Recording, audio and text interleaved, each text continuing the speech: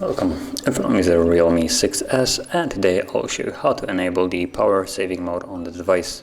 So to get started, let's pull down the notification panel, go to the second page where you will find power saving mode.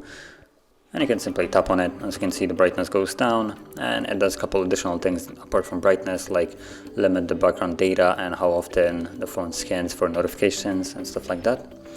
So that is how you enable it, and you can also hold it, and this will take you to the battery settings where you will also see available time. So at this moment it's 6 hours and 11 minutes till the battery dies. I believe this is with the power saving being enabled right now.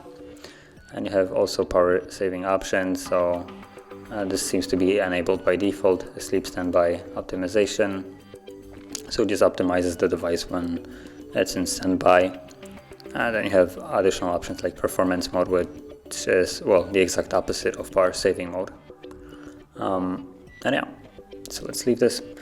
And once you want to disable the power saving mode, simply tap on the icon once more, and as you can see, everything goes back to normal. So if you found this very helpful, don't forget to hit like, subscribe, and thanks for watching.